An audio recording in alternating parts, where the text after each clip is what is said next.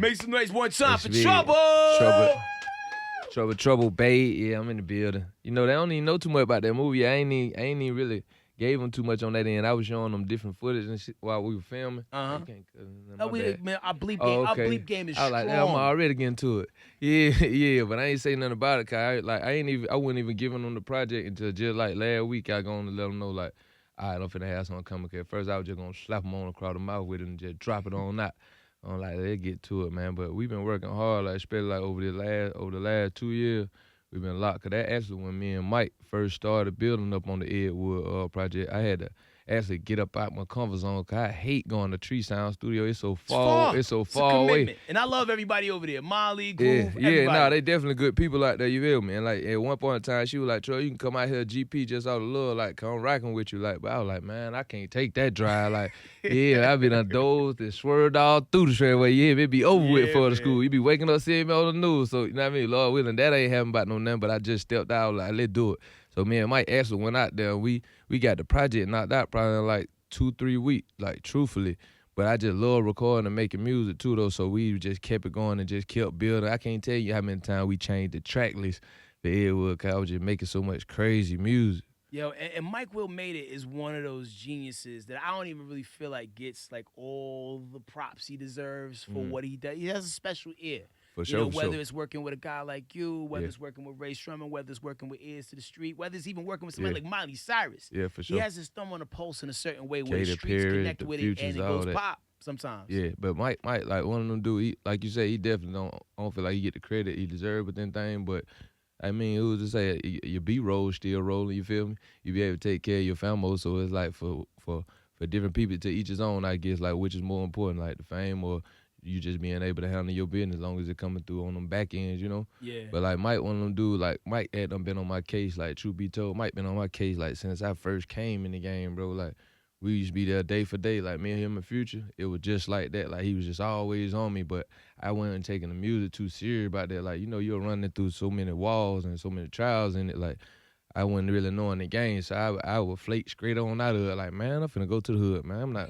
You're like, nah, Troy, you gotta load up. Then Future be telling you, like, bro, I just make way more music than you. Like, I stay buried in you be jumping in the street.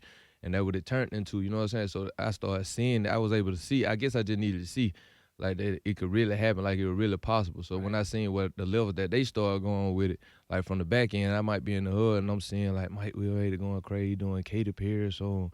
You know, they doing Miley Cyrus, like Future done blowed all the way on out the water. I'm like, oh, maybe I need to bury myself back in the yo for a minute.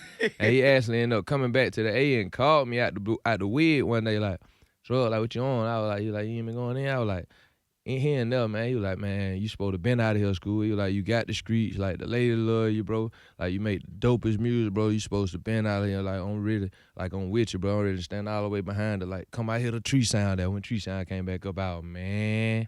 Yeah, but I'm like, that's something that I ain't did yet. So let me try something different and see how this gonna go. So I pushed on out there with the bros, and it really started going from there. But he always been on my case, like too bad, just over pushing me. So if you was to like log how many years you put in to the overall artistry, off and on, how long would you say you've been at it? Really, since I came home. Like I went away, I caught my case in 2007. And I went away in the end of 2008. I came back 2011. So soon as like before I came home, I used to be talking to my OG behind the wall, and they just like, "What you gonna be on, bro? You still bullshitting, or you got down, or you gonna go hard with the music for real, bro? Cause like the folk ready for it, like and the young and they need you out you, for real, like for the message and how you gonna give it to them." So I'm like, man, let's do it, bro. Soon as I came home, that's how me and my manager, White Boy D, even ended up linking up. He was working with Ali at the time. So soon as I came to Fat Man spot, he used to always just let us lock in. Like, I met them dudes, and I was like, let's get in the studio. I went straight to the booth, my first day home.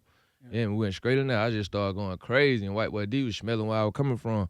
He like, man, we can go crazy together. Like, let's load up, you feel me? So, and I just felt like it was genuine from home, so that's when we started working with it. So I say from 2011 all the way up to this point, but of course it was on and off from some different point because I just was getting real frustrated with the game and the way things were going, the way folk were playing.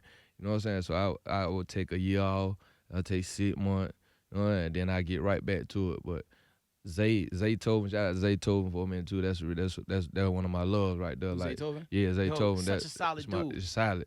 to the bone, you feel me? But he was one of the ones too that just stayed on me. So he reached out. That when I did the Zay did it project. That when I came back out of the hole for a minute, came back out the car, like, all right, let's get to it.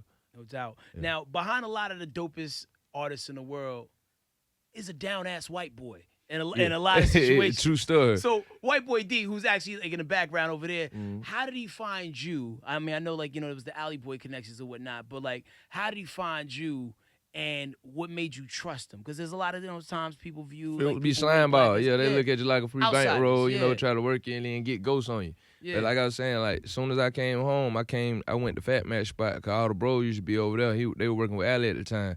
So when I came in, you know, I'm just vibing different folks out because it wasn't nobody outside of the family who was in the house that was just too heavy. Nothing outside of Matt White Boy D and another dude they were working with, Grade A or whatnot. So as soon as I got to the studio, I just started recording all gate. I was doing different songs, and home asked White Boy D. When I say home, he was there. So when I come out the booth, we just started talking and chopping it up. Like I could just feel that he was a genuine dude, and it wasn't that he was just trying to slime me out by like type things. You know what I'm saying? 'Cause I already don't trust people like that. Like I'm real, like my shit fucked up in the worst amount of bro. Like yeah, It happens, man. Oh yeah, I'm still trying to get better with it to this day. You know what I'm saying? I'm definitely at a different point from how I used to be, but you know, so I ended up rocking with him. I was like, shit, let's do it. He didn't want to do no extra or contract type things or none of that. You know what I'm saying? We putting our dough up, he was putting his dough up. So I was like, shit. I was like, you really want us?